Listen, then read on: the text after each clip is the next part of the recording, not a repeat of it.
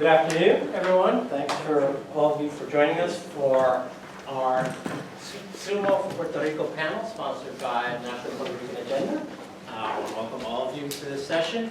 My name is Dr. Caro-López, one of the coordinators for the S.U.M.O process that we're about to share with you today. Myself, along with my colleague, Mr. Cosme Lantigua, we will be your co-moderators for this afternoon's session. I would just quickly thank NPRA and the Center for Puerto Rican Studies for providing us with the space and the opportunity to talk a little bit with each and every one of you about this particular initiative and this effort that we've been carrying out here to promote engagement in the DC area to address issues of concern for people in Puerto Rico. And we hope that this will be an opportunity for you not only to learn more about about this particular process that we've carried out, but also to explore, learn a little bit more of what the fruits of that process have been, and then also to spend some time learning about how each and every one of you can potentially be involved as collaborators in each one of these initiatives. So those are going to be our three primary goals today. We'll talk a little bit about this idea of the S.U.M.O process that you see on the title slide here. The second part will be to hear from our three panelists who I'd like to present right now. First, to my immediate left here is Dr. Meléndez, who is the project lead for the Empowered for Energy initiative. Next, we have Ms. Shari Williams, who is the project lead for the legal employment project that we've been supporting. And then last, but certainly not least, we have, to my far left, we have Yanira Reyes, who is the project lead for our Castañer community partnership. And so what we'll be doing after we'll spend a little bit of time briefly talking about what we mean by the S.U.M.O process. Then we'll spend a few minutes having each of our panelists talk a little bit about their respective projects. And then in the last part of today's session, what we want to do is make it an interactive session. That'll be your opportunity to engage with each of these individuals, not only to learn more about what their projects entail, but as you can see on the whiteboard over here on the end, it'll be really with the goal of accomplishing these three things, or to be able to do these three things with each of our panelists. Ask more questions about their projects or their initiatives, make suggestions, present ideas about how those projects can continue to move forward and be successful, and discuss how you can get involved. What can you bring to the table as an individual or as a representative of an organization to help ensure the success of these projects and to help each of one of these individuals to be able to accomplish their goal, which is to address a particular issue of concern that's happening within the Puerto Rican community. So that's what we sort of have laid out for you in terms of what we'll be spending the next hour or so doing. So, Cosme, if you don't mind moving to the next slide, please. So, of course, the first question that begs to be asked here is, what the heck is this S.U.M.O thing that keeps coming up on the agenda and keeps coming up on our slide deck? So it's kind of a sort of straightforward thing, as you can see here. It really stands for four different sets of concepts here: to synchronize, to unite, to mobilize, and to organize. And so what do we mean by that? Synchronizing, knowing that, going out there and identifying what the aspirations are and what the goals are to help address issues of concern within the Puerto Rican community, right? And understanding where there may be areas of alignment. Unite. Once we know that there are different sets of actors out there who are interested and who have similar or shared aspirations about doing work on behalf of Puerto Rican, bringing them together to have that exchange of ideas and start having a conversation about how they can work together to accomplish some of those, to make those aspirations a reality. Mobilize.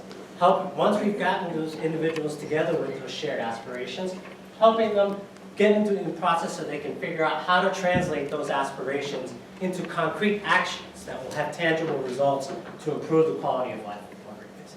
And of course, the last piece is organize. It's not only about creating a concrete action plan, but figuring out how you're going to execute. How do you actually make that aspiration or that plan a reality and see that there's a productive result that helps improve the quality of lives of people throughout the Puerto Rican diaspora. Next slide.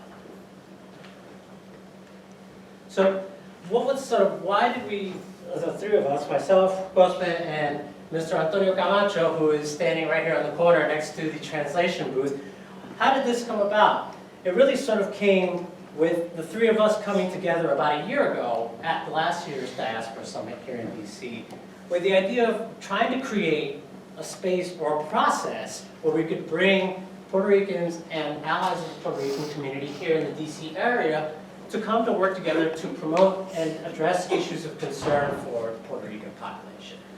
So, but we wanted to take it a step further. We didn't just want to solicit ideas and hear what people were concerned about.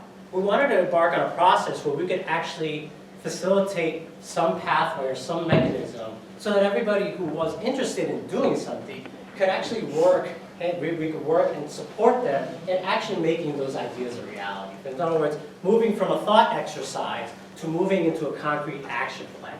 And so that's really at the heart of what the S.U.M.O is. And over the course of the past year, we've managed to be able to hold a series of engagement sessions where we invite members of the public to come share those ideas, learn about the ideas that have been discussed, and figure out how you can get involved and how you can contribute to making those plans a reality. Next slide, please. And so, really, what we try to embody in this what we've tried to embody in this process, and what you'll hear from our three panelists today in terms of what the whole sort of what's guiding our mission here, if you will, is really to create a collaborative, a participant-driven process. Right? We oftentimes, and I know this may be true for a lot of you who have tried to be involved in issues. You know, it's usually, there are all these organizations that have things set up, they are fixed in their way of doing things, and it's really more about you plugging in, right? You know, to what they want to do. We wanted to flip that. We want it to be a process where you come to us and you tell us, what do you want to do? And we ask, how can we support making your idea a reality? The other part of that is creating a space where we can kind of move past the partisan political space, right? We know that there are a varied range of perspectives and ideas about all sorts of policy issues. But the goal for us is really to say, if there is a burning issue that you have and that others share, let's figure out where those lines of commonality and interest are. And then, of course, the last value is and where we are at this point, in this juncture today, is to be solution-driven. To not just talk about ideas and create plans, but to make them a reality and to make them have tangible results. So I'm going to transition. I'm not going to monopolize the time, obviously. I want to make sure that we have enough time for each of our panelists to share a little bit about what they're doing and how this process has informed the particular projects they're working with.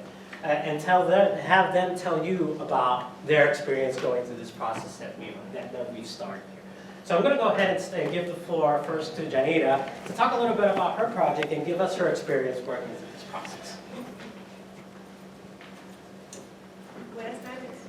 Good afternoon. My throat is a bit dry, and between that and my accent, if you don't understand something I'm saying, please feel free to ask me to repeat.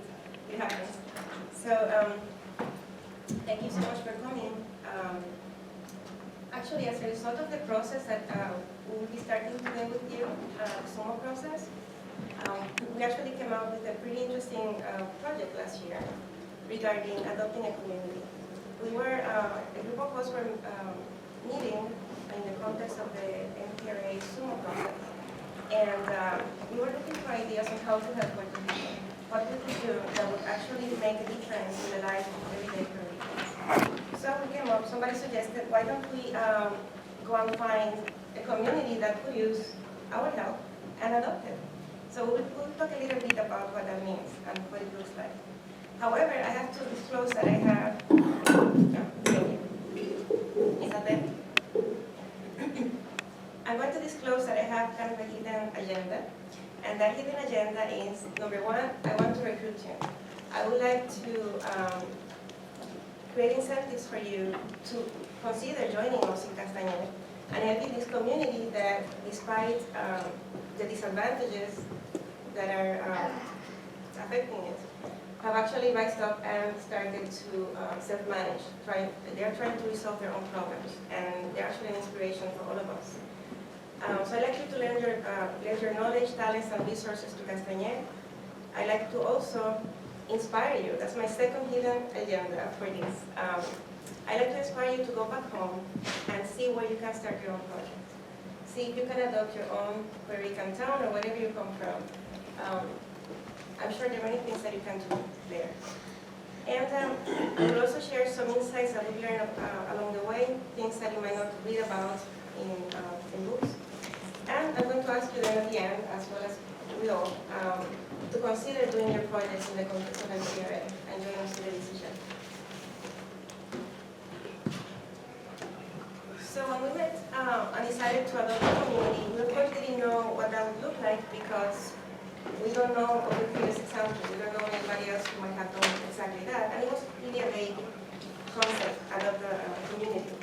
So this is the criteria that we decided on at the beginning. We wanted it to be a community that was kind of forgotten. If you are from Puerto Rico or have been there, you probably noticed that there's a dichotomy or there's a difference in treatment between the metropolitan area of San Juan and even the major cities like Ponce and Mayagüez and the towns in the mountains or towns that are out of the way. And the more remote the community is, the less resources it gets, the less attention it gets from everyone, not only the government but even industry. So we wanted something like that. We wanted a community that would be interested in self-management. We don't want to prescribe solutions. That was the most important criteria. We were not going to go in and say, this is what you need to do. We wanted to listen to the community and see what they could come up with that we could support them with. Also, a community that could benefit from what the diaspora can offer. And that's also a very, very big concept because what can we offer? We decided that there were a lot of federal employees in the group, so we can offer certain access to the federal government that remote communities usually don't have, and knowledge of strategies and programs that they may not know, they may not have, and we wanted to make clear that we don't have any money, so we're not offering any money. And also we wanted to have a project that can be replicated somewhere else. So why Castañer? Castañer is a very small community in the mountains it's a collection of barrios. It's not actually a barrio. We call it a poblado. It's a collection of about 10 different barrios from Adjuntas, Lares, Maricao, and Yauco. And it is really forgotten because it belongs to too many mayors, which means that no mayor takes care of it, really. They go there, we don't know the story. No? They go for election time, but not after that. There's a long history of fulfilled promises. There's actually a law that created a development plan for Castañer that never got off the ground, really. The community, however, has a serious track record of self-management. There's a hospital there, for example, that was founded in the 50s that is now managed by the community. And it's recognized, it is nationally recognized. They have interest in receiving assistance and working with outside resources. In some of the other communities that I evaluated for this project, unfortunately, they were kind of suspicious of outside help and also very apathetic because many organizations have gone in previously and promised villas y castillas, as we say in Spanish, and never delivered. But Castañer, even though there's some of that apathy there, they were still open to see what we had to say. And of course, it has lots of potential. So Castañer is a highly, they're in a very bad situation, let's put it that way. The unemployment rate is about 46%. The poverty level is about 50%. So half of the people in Castañer live below the federal poverty line. It was highly impacted by Hurricane Maria. 52% suffered economic loss, 45% reported damage to their houses, and many people, almost 60%, are afraid that they will lose their homes because of that economic loss or because of that damage. 70% of them were without electricity for over 4 months. And there are high rates of many issues: depression, diabetes, high adolescent birth rates, even higher than in Puerto Rico and the United States. And there's this dichotomy that I just mentioned about innate leadership and apathy. That we can actually explain. That doesn't have to be a bad thing. So what does adopting a community look like? When we went in, we didn't know. We just went in and met with community leaders and stakeholders to see what the needs of the community would be, what their dreams and aspirations were. That's actually one of the questions. What would you like for your community? So the first step, as we found out, is to actually go and get to know your community. Don't assume that you know what they need, what the problems are, go there and sit down and talk to people, even to, I don't know, the local junkie that spends their time in the public classes. They're going to tell you some information that you may not otherwise have. Become a matchmaker. What does that mean? Most of what I do actually is to bring information back and forth. So if I meet you here and you tell me that you have a certain expertise or access to certain resources, I compare that with the need in Castañer. And that has actually proven the best assistance that I can give Castañer, that anyone can. Because they can manage their own problems. They just need assistance with information, knowing what happens in other parts of the world that they might not be able to visit or know about. Help overcome small roadblocks. I want to give you 3 examples of what's been done there, and you will see some things that are so small that we cannot imagine here in the States that they could be an issue for a community to overcome. And stay engaged. Once you go there, don't disappear the next day. Call, even if it's once a month, but go, talk to them, visit as much as you can. When you go to Puerto Rico, I know that the beaches are good and beautiful. Try to take a day off, to go visit your community. It would pay off greatly. Any questions so far? Okay. So the first example that I like to present to you of the issues that we found and how they are trying to self-manage and how we're trying to support them is the issues that the youth of Castañer have. The population there is going down, even though they still have a good amount of kids in school. But unfortunately, there's nothing for them to do. Either, if you're not in the basketball team for boys and the volleyball team for girls, there's actually nothing else to do. Maybe drugs, you see the junkies around, but there are no other after-school activities or anything to do on the weekends. And even then, they lack basic resources for those activities, for sports. So what you're seeing here is actually the only cancha or basketball court. They use it also for volleyball there. So I want you to think about what a cancha looks like, or a court looks like in one of the schools here in the States. It's usually a very nice place with lockers and bathrooms and whatever. That's what the Castañer kids have. And actually, this is what most Puerto Rican kids have in their communities. So there's a noticeable lack of support from parents, depression, lack of vision for their lives, lack of exposure to experiences, and a lot of people decline to go and help because it is too far away. So how you can help? How can we help? Go visit. That's the first thing you can do in all of our examples. You will find that. Share your life experience with them. We can invite you to talk to the kids. Help us find sponsors to try to resolve the situation. Only $100 buy basketballs and nets that they need. Help us create activities and connect them with partners. Castañer in Acción is the leader, not a leader, it's actually an organization that was created after we started to talk to leaders in the community. They decided to organize themselves, created their own plan of action, and they're trying to tackle issues from seniors living in isolation to transportation issues and economy. So again, you can help us to connect them with potential partners for those, resiliency, small business and skill development, even environmental issues, help raise the funds needed to get registered as a nonprofit. This is one of those small roadblocks, only $700, so that they can actually raise funds and receive them and apply for grants. But they don't have that. In Puerto Rico, the median salary is less than $20,000, and these are people that are retired teachers, farmers, so they don't have that kind of money. Agriculture, I don't think we're going to have time to talk about this too much, but we can talk about this in the groups. How the farmers organize themselves to try to come up with solutions after Maria devastated 100% of their plantations. So we had no coffee, no plátano, no bananas in Puerto Rico. So there's a list of things we can do. There's actually, right now there's a problem with the Department of Agriculture, both locally and nationally, trying to bring raw coffee into the island, which would devastate the local economy and would expose our own plantations to diseases. So we're looking for people to help us educate them on how to access federal regulations, how to come to Congress and lobby, how to organize themselves to take action. So how can you help Puerto Rico? no matter who you are and what your talents or limitations are, you can do something. Even if you're a person with a disability and you cannot leave your house, I can assure you we can find something for you to do.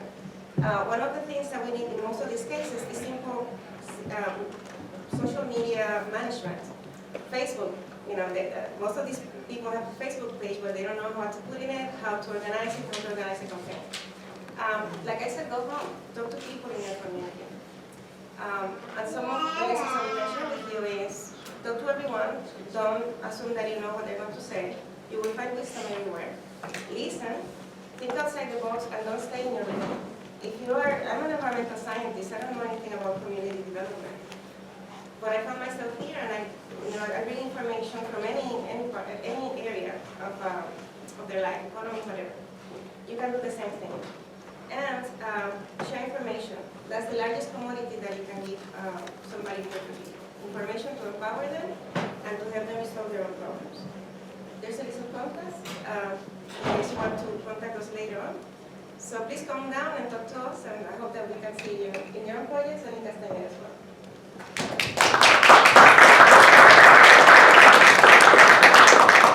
Thank you, Yanira. Next up, we have Ms. Shari Williams. We have a PowerPoint. Next up, we have Ms. Shari Williams, who will be talking about her project on legal employment for Puerto Rico. Take it away. Good afternoon, everyone. I am a labor and employment attorney here in DC, and my project is focused on giving legal opportunities both in the internship and job creation realm to law students on the island of Puerto Rico. I joined the NPRA shortly after the summit, and within days of joining, the American Bar Association reached out to me with a list that I like to call the leftover list. It was a list of schools that needed sponsors, employers to sponsor them for employment law panels. And what struck me about that list is that every ABA accredited school from Puerto Rico was on that list. And I called Ricky Gonzalez, who was chairing the ABA Labor and Employment Law section at the time, and I asked him, why are all the schools from Puerto Rico on this list? I see a couple of schools from Massachusetts, a couple of schools from New York, Michigan, but every school from Puerto Rico is on this list, and you do this program every year. Ricky shared with me something that was frustrating and hard for me to accept in the moment. In the decades that they had been doing this student outreach, they had never gone to Puerto Rico. No employer had ever decided that it was worth going to Puerto Rico for student outreach. And it was in that moment that I decided, Ricky, I want all 3 schools. Give them all to me. I'll work it out with my employer, and I had just joined the NPRA, I'll get their support. And I decided that that was my project, that was my mission. I would do it whether it was by myself or with support, but it was going to get done. And that seed, that semilla, turned into fruit that is still reaping crop and harvest.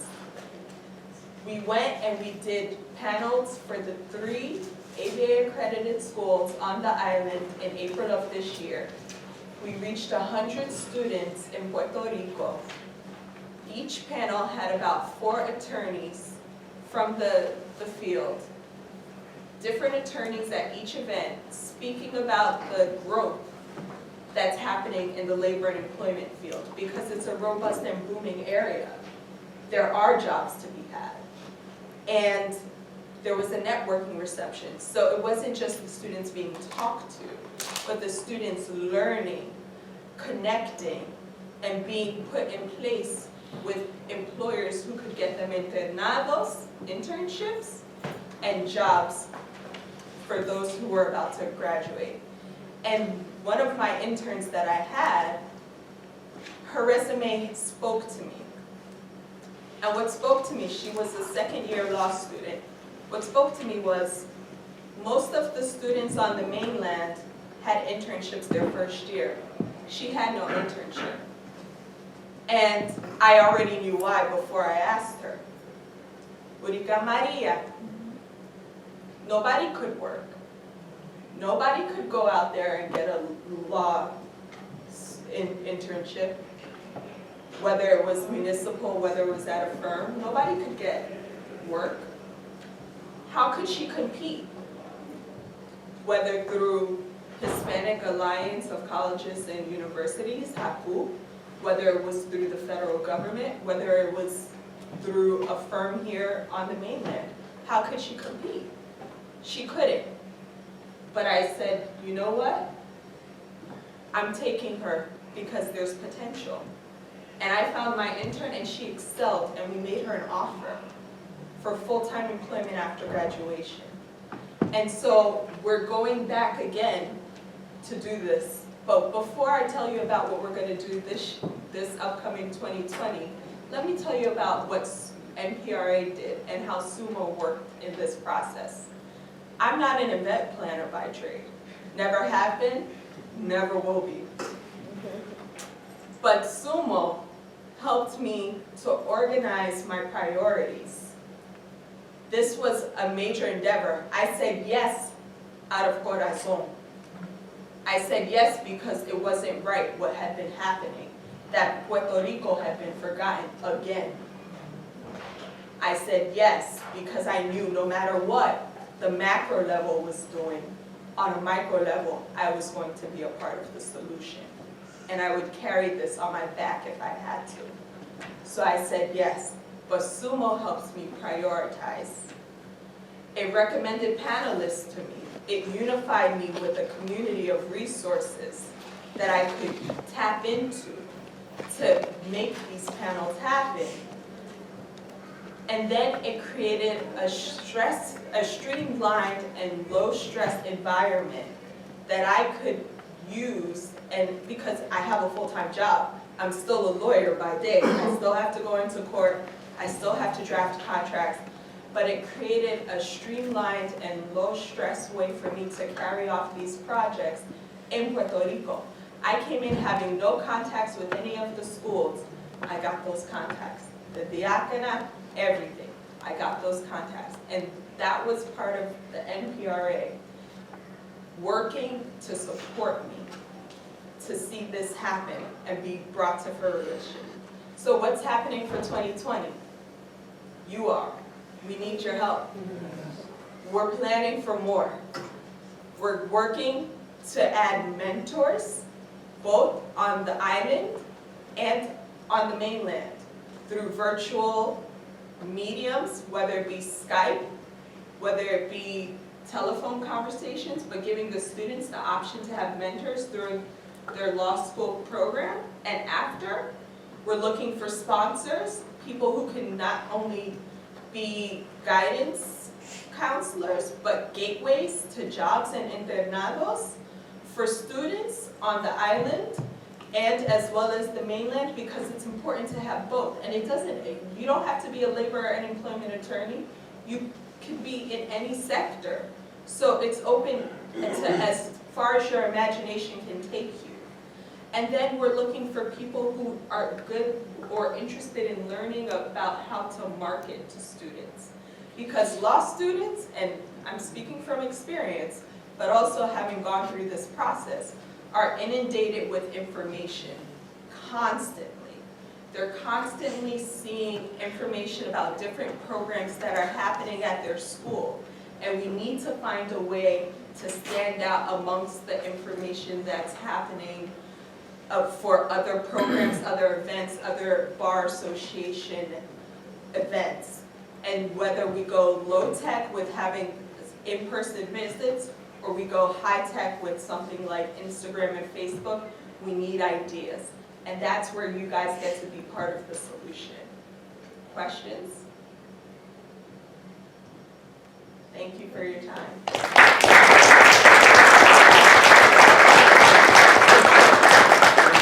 Thank you very much, Shari. Appreciate that, sharing that, your experience with you. Next And certainly not least, by no means least, we have Dr. Meléndez to talk about his Empowered for Energy project. Thank you very much, Howard.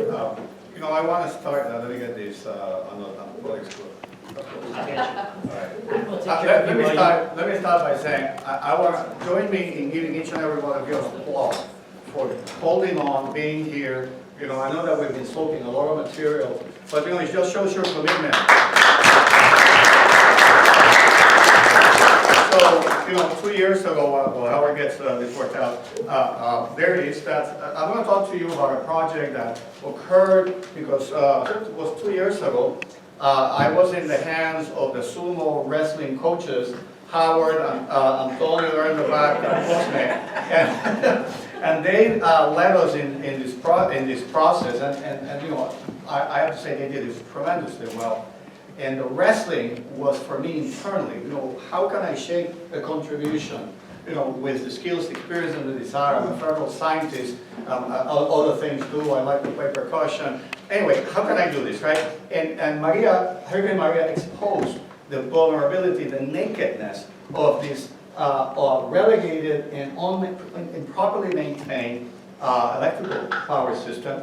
And it was historical. It was the first time in the U.S. that a tropical cyclone knocked out an entire large community power system. So this is called Empower for Energy, empoderado para la energía, E2, if you like. And what I'm trying to do is provide a means to enable energy literacy in our communities. And this is going to be a very scalable project. You have my contact information there. Okay. Shari, please.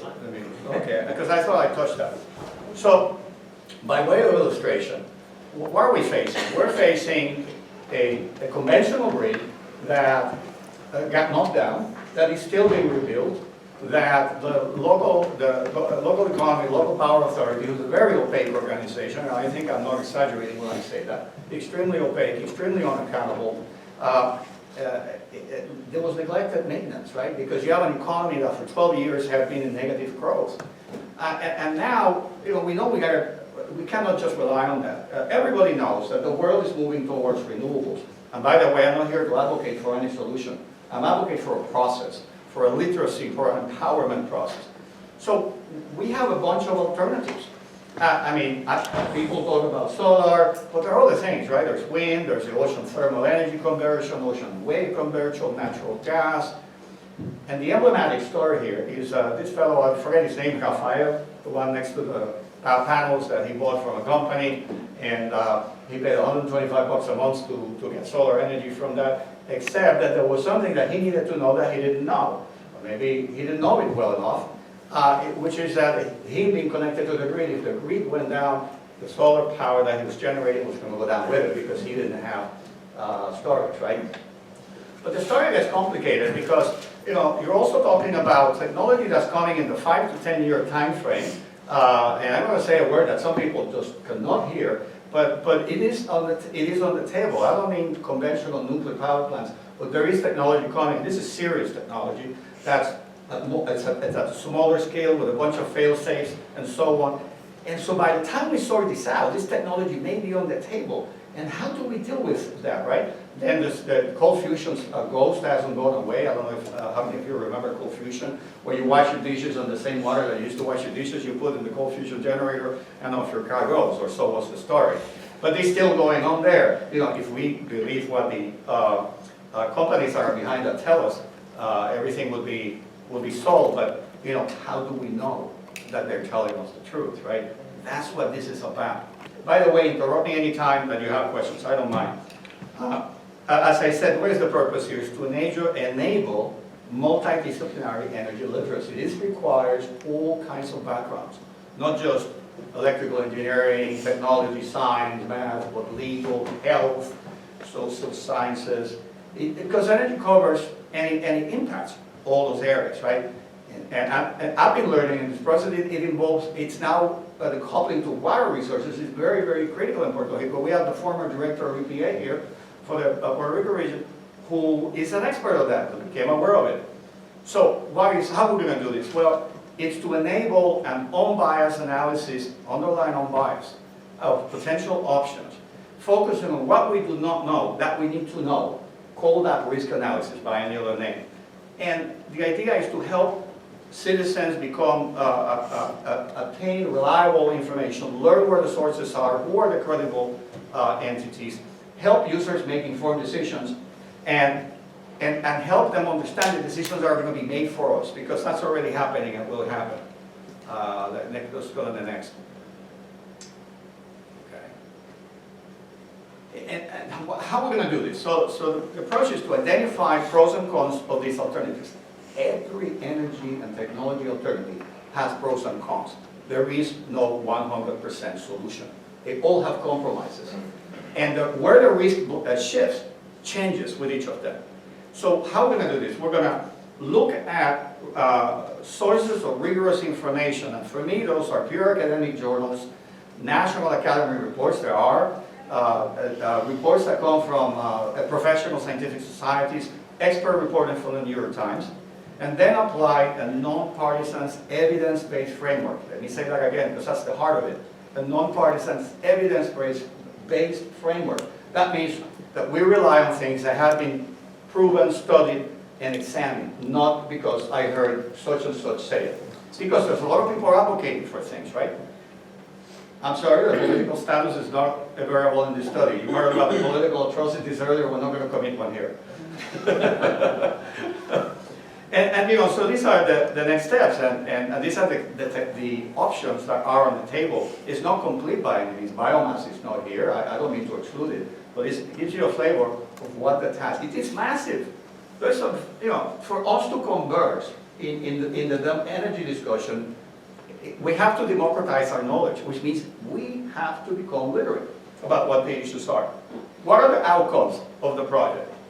It's a user-centric education. Hopefully this can serve as a basis for teaching them in schools. You know, we have a problem with science education in Puerto Rico, and this could be a way to teach that, or to reinforce that. To come up with a non-technical report with the pros and cons on the credible risk, and this can be scalable. It could be in a community, it could be in a group, in a number of groups, and under the tent of the framework. And then a presentation summarizing findings. It could be in your family, it could be in your poker club, right? And there you gain this information, you internalize it, and you become energy literate. Next one. Let's go to the last one. So, one minute. There you go. Right. So, again, all kinds of skills are needed here. And that's why I put that bullet there. This is meant to be collaborative. Thank you, Howard. My role is to serve sort of as a chief editor. Well, I like doing that. I have done that I'm a federal scientist, and I've done that in my professional capacity. Individuals, so you can ask me, well, I just have a week to put on something like this. What can I do? Well, let's have a conversation on what your skills are and plug into a part. It's very scalable, very modular. You can work on a lot of it, or you can work on a chunk of it. It all builds up. It's an aggregate effort. And then that review and material is unified in a community spreadsheet, so to speak, right? It's a very simple technology. It's very low tech. And we can all review it and share it. And with that, I'll stop. Remember that we're going to have a breakout discussion where we can do a little bit of sumo wrestling. And I'd love to hear your thoughts on that. Thank you.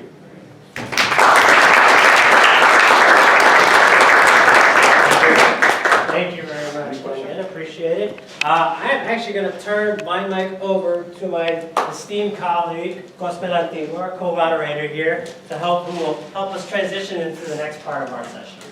Vamos a poner un poquito de sazón a esto y vamos a hacer un poquito de clave ahora.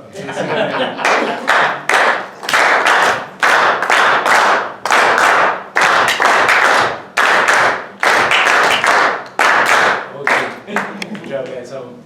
So listen up. I'm Cosme Lantigua. I'm a DCPS physical education teacher and aquatic instructor for DCPS, District of Columbia Public Schools. I'm a teacher, ex-gallito. okay? And it's hard to not being honest on the fact that if you're here, it's because you're listening, you're answering to a call, right? You don't know what it is, like you're feeling that you want to serve, you were looking for a space to serve, you're looking for a space to implement your expertise with no filter. And this is what it's all about. These are people like you and I, we pay our taxes, we have a full-time job or 2 part-times, you know, and we're finding the way to cooperate to help Puerto Rico, right? Here, in the island, wherever you're at, right? So basically, you're gonna be an active participant of that now, okay? For this section, we gave the opportunity to our panelists to share their entire process. But actually, our essence here is to go through a hands-on experience.